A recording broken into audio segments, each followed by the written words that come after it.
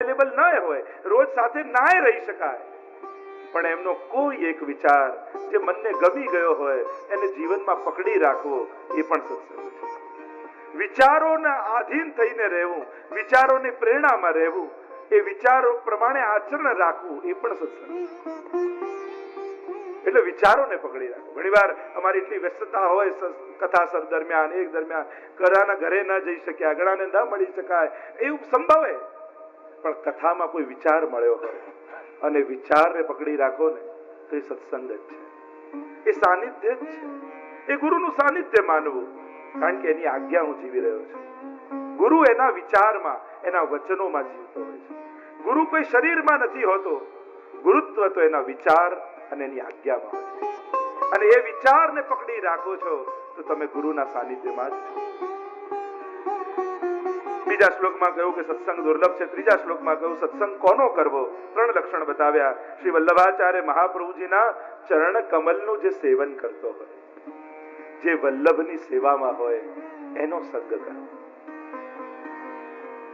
વલ્લભના ગ્રંથોની સેવા જે કરતો હોય, વલ્લભ કુલની જે સેવામાં હોય, વલ્લભ આજ્ઞાની જે સેવામાં હોય, વલ્લભના સાનિધ્યમાં જે હોય, એ વ્યક્તિનો સંગ કરવો. બીજું જે દંભ રહિત હોય એનો સંગ કરવો. જેના મનમાં દંભ ન હોય, દેખાડો ન હોય, બતાવવાનું જુદું, કરવાનું જુદું હોય, આચરણ જુદું, કહેવાનું જુદું, આવી દંભતા જેના જીવનમાં હોય એનો સંગ નહીં કરવો. ત્રીજું કહ્યું શ્રી કૃષ્ણ સેવા તથા કથાનું ચિંતન કરવામાં જે તત્પર હોય એવાનો સંગ કરવો. છઠ્ઠા શ્લોકમાં કહ્યું વ્રજવાસ, શ્રી યમુનાજીના દર્શન, શ્રી ગિરનાથજીના દર્શન, શ્રી ગોવર્ધન ધરના દર્શન, આ સર્વ દ્રષ્ટિથી દૂર થયેલ છે. હરિરાયજી તાપ કરે છે કે હું જેસલમેરમાં આટલી દૂર છું, આ બધું જ મારાથી ઘણું દૂર છે, અને ક્યારે એનું દર્શન થાય, ક્યારે એ વ્રજનું સુખ મને મળે, એનો તાપ અહીંયા હરિરાયજી કરી રહ્યા છે. આગળ 20મું શિક્ષાપત્ર 19 શ્લોકમાં પ્રધાન વિષય છે શરણાગત જીવનું કર્તવ્ય. શરણાગત જીવના 6 કર્તવ્યોની વાત અહીંયા હરિરાયજી કરી છે. એક, લોક નિંદાના ભય રાખવો. વૈષ્ણવે લોક નિંદાનો ભય ન રાખવો. ભક્તિ કરશો તો લોકો કહેશે, સંસાર કહેશે, સમાજ કહેશે, પણ જો બધાના કહેવા ઉપર જશો તો ભક્તિ છૂટી જશે. મારે મહાપ્રભુજીના ચરણ કમલમાં દ્રઢ આશ્રય રાખવો છે. દુરીજનને કહેવું હોય તે કહેજો રે, વાલા મારા હૃદય કમલ વચ્ચે રહેજો રે. કહી છે જયારે વલ્લભકુલ પધારે ત્યારે આજે મારે આનંદ ઉર ન સમાય. તો એ જે આનંદ હૃદયમાં છે તો જેને કહેવું હોય કે, લોકો તો વાત કરશે, પણ આપણે આપણી ભક્તિ છોડવી નહીં, આપણી સેવા છોડવી. જે લોકોના કહેવા ઉપર બહુ રહે ને સેવામાં ટકી ન શકે. તમે ક્યાંય સંસ્થામાં, હવેલીમાં, મંડળમાં, સમાજમાં કામ કરતા હો તો 2 જણા એવાય મળે કે જે લોકો નિંદા કરનારા હોય, પણ એના કહેવાથી તમે સેવા છોડી તો નુકસાન કોને થયું? તમને. એ તો કહીને ભૂલી ગયો, તમે સેવા છોડીને બેસી ગયા. હવે હું સેવા નહીં કરું, લોકો આમ કહે છે. તો એક જણે કહ્યું, અને કોઈ સાધારણ અને મૂર્ખ વ્યક્તિના કહેવાથી સેવા જેવી દુર્લભ વસ્તુ મૂકી નહીં દેવી. અને આપણે પાછું કેવું લૌકિક છો, તમે દુકાન ચલાવો, ઘણા નથી ગમતું, આજુબાજુ વાળા દુકાન વાળા નથી ગમતું, તમારી નિંદા કરતા હોય, દુકાન બંધ કરો છો. તમે નોકરીમાં છો, ઘણા નથી ગમતું, નોકરી છોડો છો. લૌકિક છોડતા નથી, પણ અલૌકિક તરત મૂકી દઈએ. ગમે તેટલું લોકો કે, પણ આપણે લૌકિક નથી મૂકતા. પણ એક જણાએ કીધું એટલે અલૌકિક મૂકી દઈએ. હવે હું સેવા નહીં કરું, હવે હું સત્સંગમાં નહીં આવું, હવે હું મંદિરે નહીં આવું, હવે હું મંડળમાં નહીં આવું, તરત મૂકીને બેસી જઈએ. એમાં તરત ખોટું આપણને લાગી જાય. એટલા માટે કોઈ નાદાન વ્યક્તિના કહેવાથી સત્કર્મો મૂકવા નહીં. એનામાં કેટલી બુદ્ધિ, એનામાં કેટલી સમજણ, એના કહેવાનો અર્થ શું, એની મહત્તા કેટલી? કાંઈ નથી. એ વ્યક્તિ એ તો સાધારણ છે, એ પોતાનું હિત નથી કરી શકતો, તો મારું કલ્યાણ ક્યાં વિચારવાનું? એટલે એ તો કે એ નાદાન વ્યક્તિના કહેવાથી હું મારું અલૌકિક કામ કેમ છોડું? અને એટલા માટે કોઈ નાદાન વ્યક્તિના કહેવાથી સત્કર્મો મૂકવા નહીં તો નુકસાન તમને જ થશે. બીજું કયું, લૌકિક આસક્તિ છોડી ભગવદ આસક્તિ વધારવી, અને તે માટે દુસ્સંગ છોડી સત્સંગ કરવો. આ બીજું કર્તવ્ય. ત્રીજું કર્તવ્ય બતાવ્યું સતત અષ્ટાક્ષર મંત્રનું રટણ કરવું વૈષ્ણવે. ચોથું કહ્યું અસમર્પિત ત્યાગપૂર્વક ભગવત સેવા કરવી. પાંચમું કહ્યું ભક્તિ માર્ગી પ્રકારે ગુણગાન કરવા. અને છઠ્ઠું કહ્યું અવિશ્વાસ ક્યારે નહીં કરવો ઠાકોરજીમાં, વલ્લભમાં. ક્યારેય અવિશ્વાસ ક્ષણવાર માટે પણ સંશય મનમાં નહીં આવવું જોઈએ. આ 6 કર્તવ્યો કયા. આગળ વૈષ્ણવના કર્તવ્યો બતાવ્યા છે. ભગવત સેવા કરવી, 18માં 19મા શ્લોકમાં સદાચારનું પાલન કરવું, ધર્મ માર્ગમાં સ્થિત રહેવું, અવિરુદ્ધ કૃતિમાં પ્રીતિ ન રાખવી, આપણા આચાર્ય મહાપ્રભુજીના વાક્યોમાં દ્રઢ નિષ્ઠા રાખવી, નિરંતર ભાવુક થવું, તદીયજનોના સંસર્ગમાં રહેવું અને સર્વ આસક્તિથી વિરક્ત થવું. આટલું કાર્ય વૈષ્ણવે કરવું જોઈએ. આગળ 20મા શિક્ષાપત્રને વિરામ આપી 21મું શિક્ષાપત્ર 10 શ્લોકમાં વર્ણન કર્યું છે. પ્રધાન વિષય છે ચિત્ત પ્રભુમાં એકાગ્ર ન થવામાં કારણો અને એના ઉપાય. કયા કારણોથી ચિત્ત પ્રભુમાં એકાગ્ર નથી થતું અને એનો ઉપાય શું? રોગ સમજાવ્યો અને ઈલાજ બતાવ્યો. હરિરાયજી આજ્ઞા કરે, ભક્તિ માર્ગમાં તિરોભૂત થઈ ગયો છું, સત્પુરુષોનો સંગ પણ તિરોભૂત થઈ ગયો છે, તાપ કરી રહ્યા છે ત્યાં બિરાજ્યા, મને સત્સંગ નથી, મારો ભાવ શિથિલ થઈ ગયો છે, ભાવનો અભાવ થાય છે, સગળું વૃથા છે. હરિરાયજી દૂર છે એટલે તાપ કરી રહ્યા છે. સારાંશ બતાવ્યો, લૌકિકમાં લાગેલું મન પ્રભુમાં એકાગ્ર થઈ શકતું નથી. કલયુગમાં ભક્તિ માર્ગમાં પણ તિરોધાન થયો છે ભક્તિ માર્ગ, તેથી સાચા માર્ગે પ્રભુની ભક્તિ કરી શકાતી નથી. મન રાતોરાત પ્રભુમાં જોડાઈ શકતું નથી, તેથી મનને પ્રયત્નપૂર્વક પ્રભુમાં જોડતા રહેવું, સેવા સ્મરણ મન રાખતા રહેવું. કરતા કરતા કરતા મન પ્રભુમાં જશે. મનની એકાગ્રતા માટે બુદ્ધિની દ્રઢતા જરૂરી છે. બુદ્ધિની દ્રઢતા માટે નામ નિવેદન મંત્રનું વૈષ્ણવે સતત સ્મરણ અને ચિંતન કરવું. અષ્ટાક્ષર મંત્રનું સ્મરણ કરતા કરતા મન સ્થિર થઈ જશે. આ કાલ દોષને કારણે ભગવદી સત્સંગ પણ નથી એમ હરિરાયજી અહીંયા કહે. 21મા શિક્ષાપત્રને વિરામ આપીએ. 22મું શિક્ષાપત્ર 5 શ્લોકમાં હરિરાયજી લખે છે. સાર એ બતાવ્યો 22મા શિક્ષાપત્રનો કે મર્યાદા માર્ગીય પ્રમાણ પ્રમેય સાધન અને ફલ કરતા પુષ્ટિ માર્ગીય પ્રમાણ પ્રમેય સાધન અને ફલ ના જુદા છે. પુષ્ટિ માર્ગમાં સેવા પ્રમાણ છે, પ્રભુ અને તેમની કૃપા પ્રમેય છે, હૃદયનો ભાવ એ સાધન છે, હવે ભાવાત્મા ઠાકોર જે ફલરૂપ છે. ભાવ સાક્ષાત ભગવત સ્વરૂપ છે, તે અલૌકિક નિધિ છે, માટે તેનું સતત સમજપૂર્વક રક્ષણ કરવું. ભાવ જ ઠાકોરજીનું સ્વરૂપ છે, ભાવરૂપ હરિ છે. હૃદયમાં જે ભાવ આવ્યો ને એટલે માનવું ભગવાન આવ્યા. પ્રભુ અને ભાવ જુદા નથી. કોઈએ ભાવનું દાન કર્યું એટલે કે ભગવાનનું દાન કર્યું. બંનેને એક કરીને જાણવું અને એટલા માટેનું રક્ષણ કરવું. આમ બતાવ્યું. આગળ 23મા શિક્ષાપત્રમાં ચિંતાની વૃત્તિના ઉપાય બતાવ્યા. અહમતા મમતાને કારણે ચિંતા જન્મે છે અને હૃદયમાં ઉભરાતા લૌકિક વિષયોને કારણે પ્રભુમાંથી વિશ્વાસ ઘટી જાય છે, ચિંતા જન્મે છે.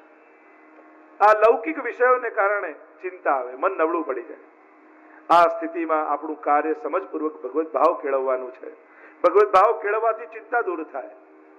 હૃદયમાં ભાવ પ્રગટાવી રાખો. ત્રીજું કહ્યું, પ્રભુ સર્વ સમર્થ છે, પોતાના ભક્તોની પ્રભુ કદાપી દુર્ગતિ થવાની દે એવો વિશ્વાસ રાખો. ચોથું કહ્યું, શ્રી મહાપ્રભુજીના ચરણ કમળમાં રહેતી રજ અને એ આપણી સર્વ ચિંતાઓને દૂર કરવા સમર્થ છે. ચિંતા સંતાન હંતારો યત્પાદાંબુજ રેણવ સ્વ્યાનામ તાન નિજાચાર્યાન પ્રણમામી મુહુર મુહુર. સગળી ચિંતાઓની પરંપરાને હરનારી એ મહાપ્રભુજીની ચરણની રજ છે, એનું સ્મરણ વૈષ્ણવે કરવું. પાંચમું કહ્યું, ચિંતાતુર હૃદયને કારણે પ્રભુના આનંદ સ્વરૂપનો અનુભવ થતો નથી. હૃદયમાં ચિંતા છે એટલે આનંદ નથી. પ્રભુ આનંદ રૂપ છે, ચિંતાથી નિવૃત્ત થવું. છઠ્ઠું કહ્યું, ચિંતા દૂર કરવા માટે સત્સંગ કરવો, શ્રી ભાગવતનો પાઠ કરવો. ત્રીજું પુષ્ટિ માર્ગીય, કારણ કે આટલા ઉપાય બતાવે કે ચિંતા નિવૃત્ત કરવા માટે વૈષ્ણવે કરવું શું. રોગ છે ચિંતા, તો એની ઔષધિ શું? તો આટલી ઔષધિ બતાવી આપણે ત્યાં.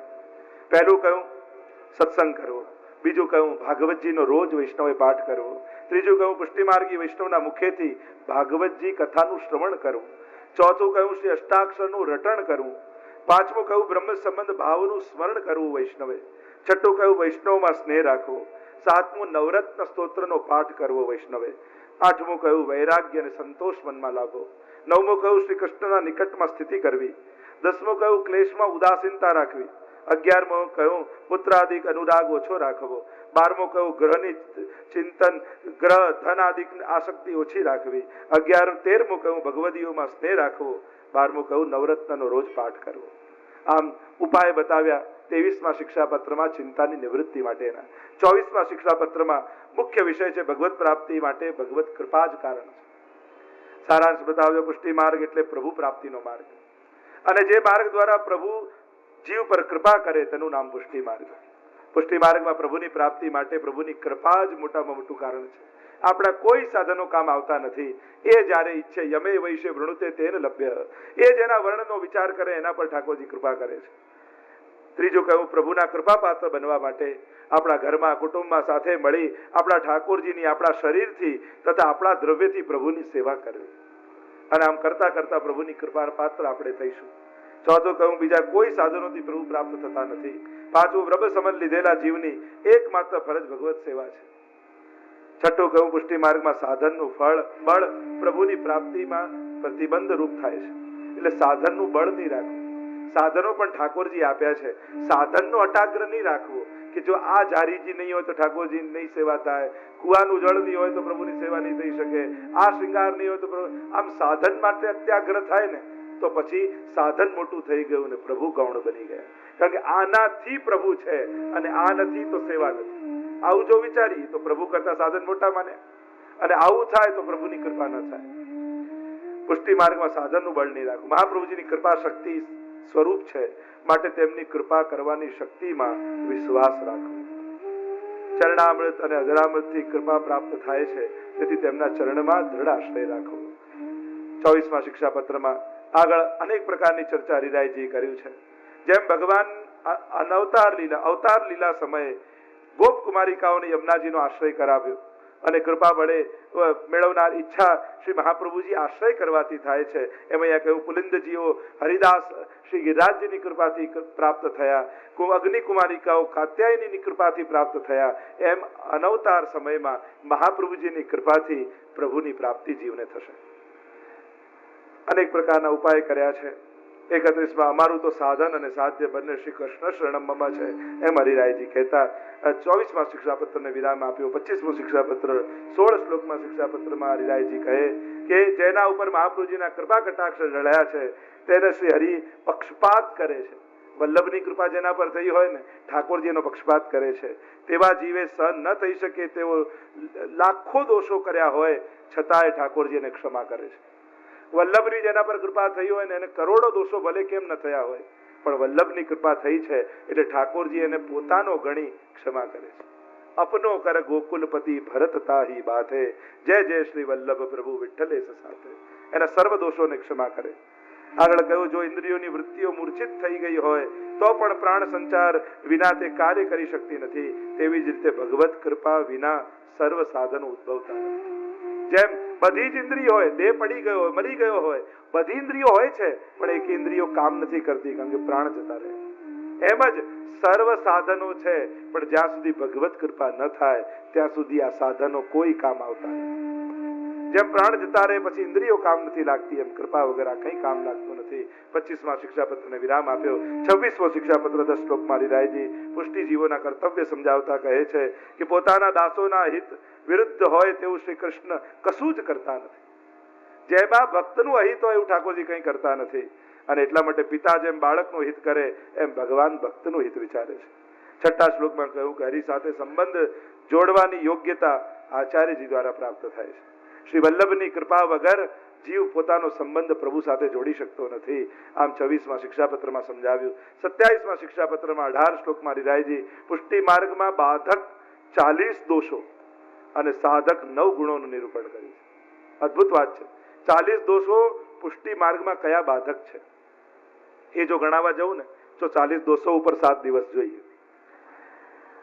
સંક્ષિપ્તમાં કહું તો ધનનું અભિમાન, ઘરમાં આસક્તિ, કર્મનિષ્ઠા, સ્વર્ગની ઈચ્છા, લોકવેદમાં પ્રતિષ્ઠા, કુટુંબ પ્રેમ, લૌકિક વિષયોની ઈચ્છા, અધિકાર મદ, પાપમાં પ્રેમ, દુર્જનોનો પક્ષપાત, હૃદયની ક્રૂરતા, ગરીબોની ઉપેક્ષા, અક્ષમા, આ બધા દોષો છે ને એ ભાવમાં બાધક છે. એવા 40 દોષો ગણાવે છે. આ 40 ચોર છે જે આપણા ભાવને ચોરી જાય છે. તો 9 ગુણો જે પુષ્ટિ માર્ગમાં સાધક છે એને બતાવતા કહ્યું કે 9 વસ્તુ સાધક છે. જો તમારા જીવનમાં 9 વસ્તુ ટકી રહી તો ભાવ આવવાનો. કહ્યું ભગવત ભાવમાં, ભગવત માર્ગમાં સ્થિતિ, પુષ્ટિ માર્ગમાં મારી સ્થિતિ બની રહે. પુષ્ટિ માર્ગ એ ફળની આકાંક્ષા, પરમ ફળ ઠાકોરજી છે એની ઈચ્છા. ત્રીજું લૌકિકમાં વિરક્તિ, કૃષ્ણમાં આસક્તિ, સત્સંગ, મહાપ્રભુજીનો આશ્રય, પ્રભુમાં દ્રઢ વિશ્વાસ, પ્રભુ માર્ગની વિરુદ્ધ લૌકિક વૈદિકનો ત્યાગ અને ભગવત દર્શનની અભિલાષા અને તત્પરતા, આ વસ્તુ. અને 10મું સેવામાં બાધક જે કહ્યું છે. આ 9 વસ્તુ જો જીવનમાં રહી તો આ ભગવત ભાવ જીવનમાં પ્રગટવાનો. 27મા શિક્ષાપત્રને વિરામ આપીએ. 28મો શિક્ષાપત્ર 24 શ્લોકમાં રાયજી સ્વદોષ દર્શન અને કૃપા યાચના સમજાવે છે. હું સર્વ સાધનહીન છું, માત્ર ભગવત શરણાગતિ વિરહયુક્ત છું, માટે મને દર્શન પ્રભુ આપો એવી યાચના વૈષ્ણવે કરવી. તમે ભક્તો માટે પ્રગટ થયા છો, માટે મારો ઉદ્ધાર કરો. મારા દોષને ભૂલી જાઓ પ્રભુ. નિર્ધન, મનથી ધીર, અત્યંત દુઃખી, શોક મોતી ભયથી વ્યાકુલ, મારા પર કૃપાનું દાન કરો. આમ યાચના કરે છે હરિરાયજી કે આ રીતે પ્રભુ માટે ઉદ્ગાર કરવા. આપણે ઘરમાં રહેલો સૌ મારા ભાવનો નાશ કરવામાં તત્પર છે, તેમનાથી મને બચાવો. ભગવદથી હું તેજાયેલો છું, ચિંતારૂપી મહાસાગરમાં હું ડૂબેલો છું, મને કૃપા કરીને આપ પ્રભુ ઉગારો, એવી વિનંતી પ્રભુને કરવી. આગળ 29મા શિક્ષાપત્રમાં 7 શ્લોકમાં ભગવત ધર્મના પાલન અને બુદ્ધિની દ્રઢતાનો ઉલ્લેખ કર્યો. સત્સંગ, કૃષ્ણ સ્મરણ અને શરણાગતિ રૂપ સાધનો વડે બુદ્ધિની રક્ષા વૈષ્ણવે કરવી. તેના અભાવમાં સર્વકૃતિ વ્યર્થ થઈ જશે એમ હરિરાયજી સમજાવ્યું. બુદ્ધિનું રક્ષણ કરવું હોય તો આટલી વસ્તુ જીવનમાં રાખવી તો બુદ્ધિની રક્ષા થાય. એક, મહાપ્રસાદનું ભક્ષણ કરવાનો આગ્રહ. પ્રભુને ધર્યો એ જ લેવાનું તો બુદ્ધિનું રક્ષણ થાય. બીજું, પ્રભુની સેવા કર્યા કરવું.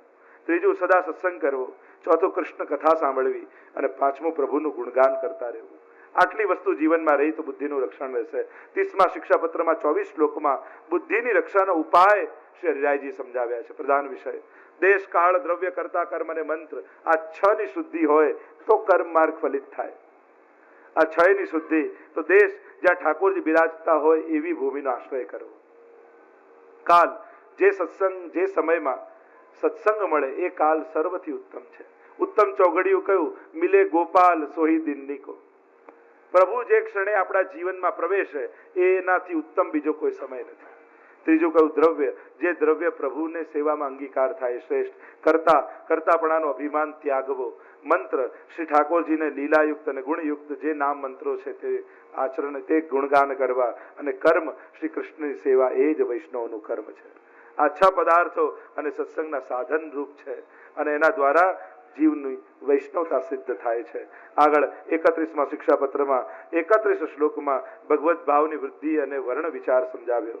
વર્ણ એટલે કે પસંદ.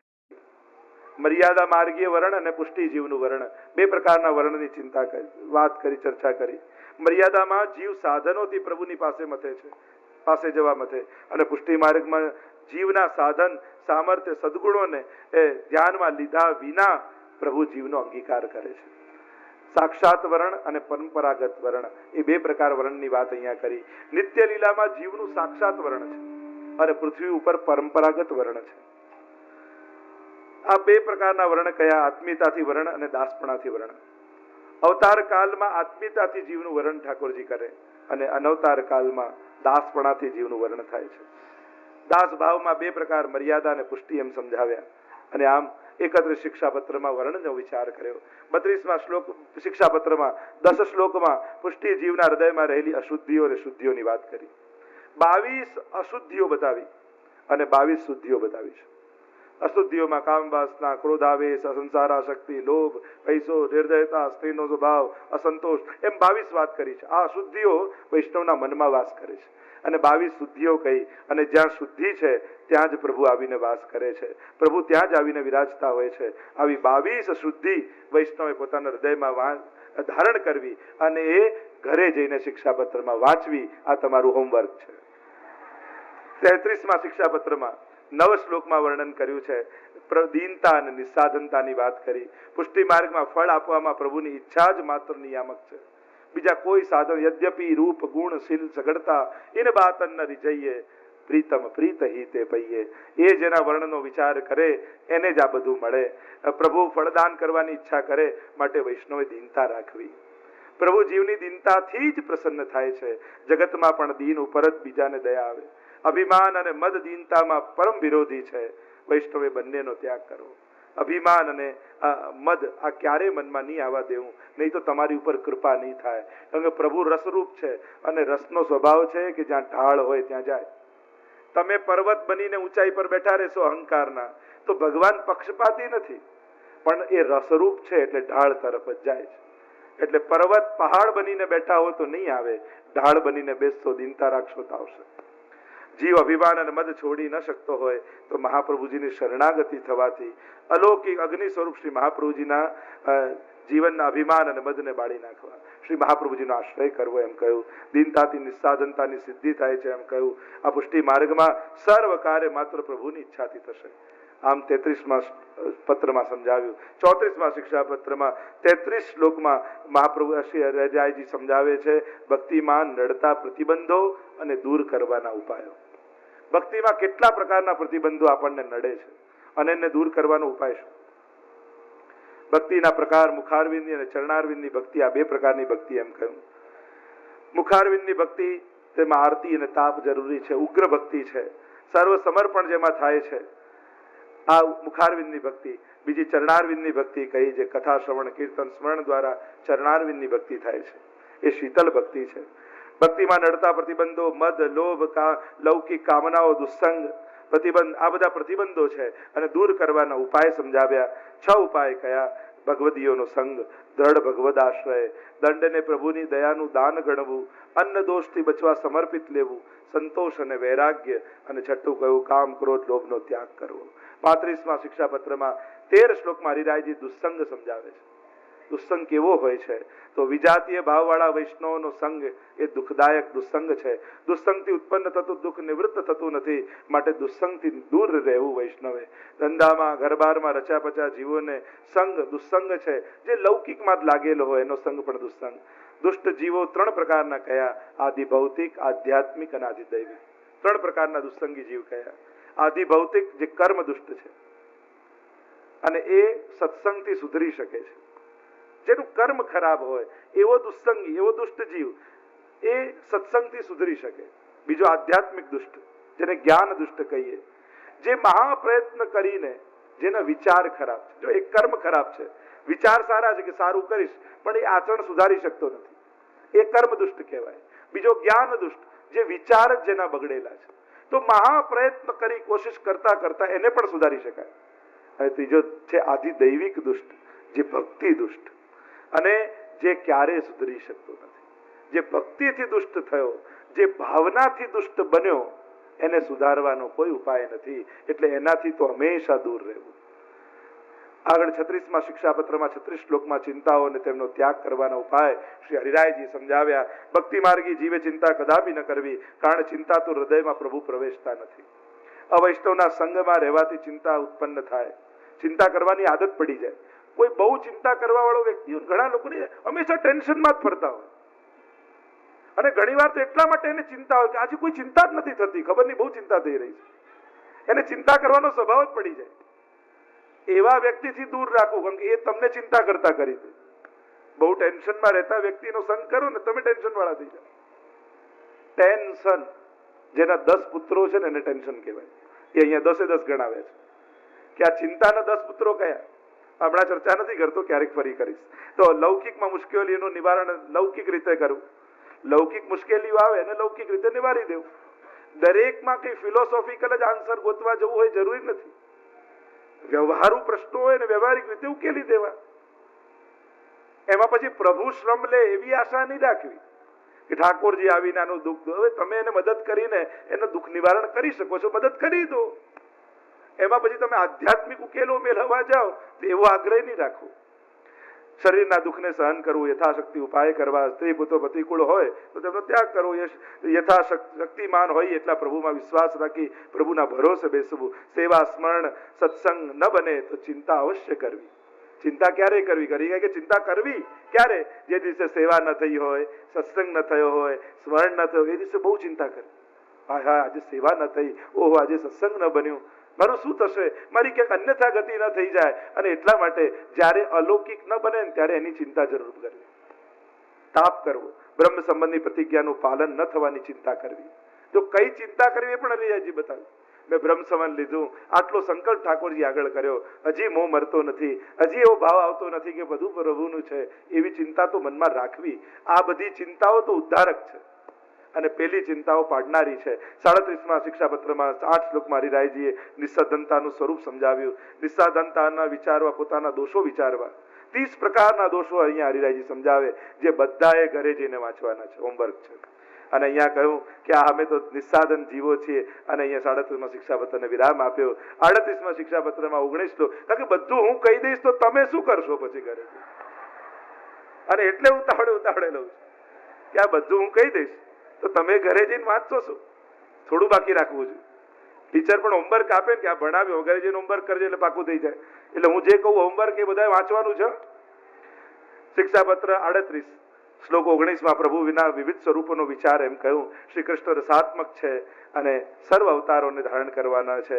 અક્ષરધામ એવો વ્યાપી વૈકુંઠ, ત્યાં તેઓ બ્રહ્માનંદ રૂપે લક્ષ્મીજી સાથે બિરાજે છે. શ્રી કૃષ્ણ તો સ્વયં પૂર્ણ પુરુષોત્તમ છે, પૂર્ણાનંદ છે, તો ગોલોકધામમાં બિરાજે છે અને સદાય ગોલોકધામ બ્રજમાં નિત્ય સ્થિતિ છે. રમા વૈકુંઠવાસી વિષ્ણુ શ્રી હરિ વિભૂતિ સ્વરૂપ છે. પ્રદ્યુમ્ન, અનિરુદ્ધ, સંકર્ષણ, વાસુદેવા વ્યુહાવતાર ભગવાનના છે. જો પ્રભુના વિવિધ સ્વરૂપો કેટલા છે, શાસ્ત્રોમાં કેટલા પ્રકારના ભગવત સ્વરૂપો કયા છે, એની વાત અહીંયા અદ્ભુત રીતે હરિરાયજી સમજાવી છે. શ્રી કૃષ્ણ પ્રાકૃત નથી, તેઓ તો કેવળ રસરૂપ લીલાઓને જ કરનારા છે. અન્ય લીલાઓ તો વ્યૂહ દ્વારા કરે છે. વ્રજમાં મર્યાદા સહિત કેવળ ધર્મી સ્વરૂપે બિરાજે છે. મથુરા, દ્વારકા સર્વ ધર્મયુક્ત સ્વરૂપે બિરાજે છે. કૃપા ગુણથી શ્રી કૃષ્ણ પરાધીન છે. શ્રી કૃષ્ણના પરમાનંદની પ્રાપ્તિ માટે શું કરવું? તો કહ્યું તેમની સ્વમાર્ગીય રીતે તનુવિત્તજા સેવા કરવી, ભગવદીઓ સાથે નિવેદનનું અનુસંધાન કરવું, પ્રભુમાં દ્રઢ વિશ્વાસ રાખવો, ચિત્ત શુદ્ધિ માટે ધર્મ માર્ગની પ્રવૃત્તિ અને શ્રીમદ મહાપ્રભુજીમાં દ્રઢ શ્રદ્ધા રાખવી. 39માં શિક્ષાપત્રમાં પ્રવેશ કરી 5.5 શ્લોકમાં હરિરાયજી સમજાવે, વૈષ્ણવનું પરમ કર્તવ્ય ભગવત સેવા છે. દુરારાધ્યસ્ય સેવૈવ વશીકરણ સાધનમ, કૃષ્ણ સેવા પ્રકુર્વંતો ભાગ્યવંતો જનામતઃ. પ્રભુને વશ કરવાનું એકમાત્ર સાધન જે દુરારાધ્ય છે, જેની આરાધન કઠિન છે, પરવશ જે સર્વતંત્ર સ્વતંત્ર છે, એવા પ્રભુને પણ વશ કરવા હોય તો એકમાત્ર સાધન એ સેવા છે. સેવાને કારણે પ્રભુ તમારે વશ થઈ જાય. જેમ ઘરે કોઈ નવો કામવાળો રાખ્યો હોય ને, ત્યારે આપણને એને ચિંતા હોય કે ક્યાંક મને કાઢી ન મૂકે. પણ 1 વર્ષ થઈ જાય ને ઘરમાં અને બધાને એની આદત પડી ગઈ હોય, પછી બધાને ચિંતા એ થાય કે આ જતો ન રહે. એટલે એના ટાઈમે જમી લે, એના ટાઈમે નહીં લે, બધું એના ટાઈમે ચાલતું, ટાઈમ ટેબલ. મોટા મોટા શહેરોમાં ચલો બધા જમી લો, હમણાં કામવાળો આવતો છે. એટલે એને કારણે જમવામાં ઉતાવળ કરવાની, બધું એના પ્રમાણે ગોઠવાય. કેમ? કારણ કે હવે એની આદત આપણને પડી ગઈ. એમ હરિરાયજી પણ એમ જ કહે છે, સેવા નવી પધરાવે ને ત્યારે જીવને ચિંતા હોય કે સેવા થશે કે નહીં, કેમ કરીશ. પણ હરિરાયજી કહે સેવા કરતા કરતા કરતા કરતા કરતા કરતા કરતા કરતા કરતા પ્રભુને તમારી એવી આદત પાડી દો કે ઠાકોરજીને ચિંતા થાય કે આ મારી સેવા છોડીને જતો ન રહે. કારણ કે પ્રભુને તમારી આદત થઈ જાય અને કંઈક સંસારમાં પ્રતિકૂળતા આવે, તમને એમ થાય હવે સેવા નહીં બને, એટલે ઠાકોરજી તરત અનુકૂળતા કરી દે કે જો આ પ્રતિકૂળતા રહી તો આ મારી સેવા છોડી દેશે. વશીકરણ સાધનમ, પ્રભુને વશ કરવાનું એકમાત્ર સાધન એ પ્રભુ સેવા છે. 40માં શિક્ષાપત્રમાં કહ્યું સ્વદોષ ચિંતન અને અંતરતાપ ક્લેશનું નિવારણ. 21 પ્રકારના દોષોનું ચિંતન કર્યું છે અને 21 પ્રકારના દોષો કયા છે, કેટલા દોષો છે, અને જેનો શ્વાસ જતો રહ્યો હોય તેને ઔષધિ પણ શું કરે, તેમ મારામાંથી ભાવ જતો રહ્યો તો પછી ક્યાંથી સેવા આદિ પણ હું શું કરી શકીશ. 6 શ્લોકમાં શિક્ષાપત્રમાં 40માં શિક્ષાપત્રમાં હરિરાયજી કેવી ચિંતા કરે છે કે જેનો પ્રાણ જતો રહે એને ગમે તેટલી સારામાં સારી ઔષધિ ખવડાવો પણ ઔષધિ એને કોઈ કામ લાગતી નથી. એમ હરિરાયજી કે જો ભાવ જતો રહે ને પછી ગમે તેટલા ઉત્તમમાં ઉત્તમ સાધન એને લાવી આપો, કોઈ ઊંચામાં ઊંચા તીર્થમાં એને લઈ જાઓ, કોઈ મોટામાં મોટા સ્વરૂપ પાસે મૂકી દો, પણ ભાવ જતો રહ્યો તો એ ગમે તેટલી સારી ઔષધિ પણ એનું કંઈ કરી નથી. અને એટલા માટે ભાવની રક્ષા કરો. વારે ઘડી હરિરાયજી એક જ વાત શિક્ષાપત્રમાં કહે છે, ભાવ જવા દેતા નહીં. કારણ કે ભાવ ગયો તો બધું જ ગયું, લૂંટાઈ જશો. તમારી સગળી નિધિ એ તમારી અંદર પ્રગટેલો ભાવ છે, એની રક્ષા કરજો. અને 41માં શિક્ષાપત્રમાં ફાઇનલી આપણે 41માં શિક્ષાપત્રમાં આવીએ. મેં કહું બધું પૂરે, 6 વાગ્યા નથી, 2 મિનિટ બાકી છે. 41મા શિક્ષાપત્રમાં 12 શ્લોકમાં શ્રી હરિરાય મહાપ્રભુજી આજ્ઞા કરે. પહેલા શ્લોકમાં કહું કે સર્વ લૌકિક કાર્ય પ્રભુ સેવામાં ઉપયોગી હોય તે પ્રમાણે કરવા. લૌકિક કરવાની ના નથી, પણ એના કેન્દ્રમાં જો પ્રભુ રહે ને તે લૌકિક પણ અલૌકિક બની જાય. લોઢાને પારસમણી અડે તે સોનું બની જાય. એમ લૌકિક કર્મનો ઉદ્દેશ્ય જો અલૌકિક હોય તો એ કાર્યો અલૌકિક બની જતા હોય છે, ઉદ્ધારક બની જતા હોય છે. તો બધા કામોમાં પ્રભુનો જ વિચાર કરવો, લૌકિક ચિંતન કરવું વૈષ્ણવ માટે યોગ્ય નથી. પ્રભુ ચિંત્યો ન લૌકિકમ, તો લૌકિક ચિંતા વૈષ્ણવે નહીં કરવી, કારણ કે એના માથે તો ઠાકોરજી બિરાજે છે. જો આટલી વસ્તુ છે, પ્રભુ મારી સાથે છે, પ્રભુ મારી માટે છે અને પ્રભુ મારી માથે છે. ઘણા એમ માને કે પ્રભુ મારી માટે જ છે, એટલે જે કામ હોય પ્રભુને બતાવો, આ કરી આવો, આ કરી આવો, આ કરી આવો, આ કરી આવો. જણ મારી માટે જ ન હોય. ઘણા કે પ્રભુ મારી સાથે છે, હું મહેનત કરીશ, હું પુરુષાર્થ કરીશ, પ્રભુ મારી સાથે છે. પણ વૈષ્ણવ તો એમ કહે કે પ્રભુ મારી માથે છે. અને જેની માથે ઠાકોર વસુદેવજીની માથે આવ્યા, કેવી બેડીઓ ખુલી ગઈ, કેવા રસ્તાઓ મળી ગયા. એમ જેની માથે ઠાકોરજી બિરાજે છે એને સંસારના બધા રસ્તાઓ ખુલી જતા હોય છે. એને કોઈ રોકી શકતું નથી, એને કોઈ બાંધી શકતું નથી. એને સગળા માર્ગો પ્રભુ પ્રશસ્ત કરી આપે છે. ત્રીજા શ્લોકમાં અદ્ભુત વાત કરતા કહ્યું હરિરાય, શુદ્ધ ભાવો પ્રભુ સ્થાપ્યો ન ચાતુર્યમ પ્રયોજકમ અંતર્યામી સમસ્તાનામ ભાવમ જાનતી માનસમ. પ્રભુએ શુદ્ધ ભાવ તમારા હૃદયમાં સ્થાપ્યો છે. ચતુરાઈ ન વાપરશો, કારણ કે અંતર્યામી સમસ્તાનામ ભાવમ જાનતી માનસમ. એ અંતર્યામી છે, તમારા ઘટઘટની તમારી દરેક ભાવને જાણનારો એ છે. બધાને છેતરી શકશો પણ એને છેતરવાનો કોઈ ઉપાય નથી. અને એટલામાં કે શુદ્ધ ભાવો પ્રભુ સ્થાપ્યો. પ્રભુમાં શુદ્ધ ભાવ સ્થાપો, નિશ્ચલ ભાવ રાખો, કોઈ છલ કપટ મનમાં નહીં રાખો. જેવા છો. ઘણા લોકો કે લોકો અમને સમજી શકતા નથી, તો આવો અઘરો થાય છે કેમ કે સમજાય? કેમ ન સમજી શકે? સીધા રહો તો કેમ ન સમજાય? આપણે એવા ઉકેલ માંગતા કોયડા જેવા કેમ બનેલા રહીએ છીએ કે લોકો ઉકેલવા જાય પણ ઉકેલાય જ નહીં. તમે છો એવા કે સામેવાળા કેમ ન સમજે? સહજ હશો તો સામેવાળાને કેમ ન સમજાવો? સ્વાભાવિક થઈ જાઓ, સરળ થઈ જાઓ. જેવા છો એવા છીએ. સહજ શુદ્ધ ભાવો પ્રભુ સ્થાપો. પ્રભુમાં શુદ્ધ ભાવ રાખો, સહજ બનીને રહે, ભાર નહીં રાખવું જીવનને. સરળ બની, સહજ બની, સ્વકર્તવ્યોમાં લાગેલા રહેવું. પ્રભુની કૃપા તો થાય છે. મેં તો મારા જીવનમાં અનુભવ કર્યો છે, જો તમારો ભાવ શુદ્ધ હોય, નિર્દોષ હો, સહજ હો, તો તમારું સઘળું ઠાકોરજી કરી આપે છે. સઘળું કરે છે. અને આ ઉધાર વાતોથી નથી કહેતો, હું મારા જીવનના અનુભવ પરથી કહું છું. અને આ વાત તમારો અનુભવ બને. તમારી નિષ્ઠા હોય અને ભાવના સહજ હોય, શુદ્ધ હોય, સઘળું પ્રભુ કરે છે. એમ કલ્પ્યું ન હોય ને તમે, એવું ઠાકોરજી કરી આપે છે. ધાર્યા કરતા વધારે કરે છે. આ મારો અનુભવ છે. અને તમે પણ જો એવો ભાવ રાખશો ને, ભરોસો રાખશો ને, જેટલો જેનો ભરોસો મજબૂત એટલી ચિંતા ઓછી, અને જેટલો ભરોસો કમજોર એટલી ચિંતા વધારે. ભરોસો રાખો, એ કરનારો છે અને કરે છે, મેં જોયું છે. અને 12મા શ્લોકમાં હરિરાયજી કહે, જેઓ શ્રી મહાપ્રભુજીના શરણે આવી તેમના દાસ થયા છે, તસ્માદ આચાર્ય દાસૈસ્તુ મત ઈચ્છયાક્ષાયામ તદા સ્થિતૈ સદા સ્થિતૈ. અને તેઓ સદા મારી શિક્ષા પ્રમાણે સદાય રહેવું એવા વૈષ્ણવે તો પ્રભુની સેવા કરવી, જેથી સર્વથા સર્વ કઈ સિદ્ધ થાય. જેઓ મહાપ્રભુજીના દાસ થયા છે, હરિરાયજી કહે એમણે મારી શિક્ષા પ્રમાણે જીવવું. આજે 41 શિક્ષા પત્રોમાં હરિરાયજી તો શિક્ષા આપી, આપણે આજ્ઞા માની. અને ગોપેશ્વરજીને નહીં, આપણને સૌને આ પત્રો લખી હરિરાયજી આજ્ઞા કરી છે,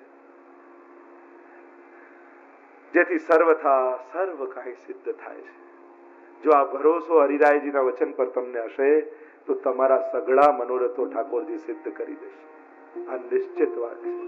શિક્ષા પત્ર એ કલ્પ વૃક્ષ છે, અને એ જે આજ્ઞા જેણે જેણે પાડી છે એને આજ સુધીના જેટલા વૈષ્ણવો આ શિક્ષાપત્રને જેણે જેણે વાંચ્યું છે, વૃત્તિ રૂપે સ્વીકાર્યું છે, એના સઘળા કાર્યો મહાપ્રભુએ સિદ્ધ કર્યા છે.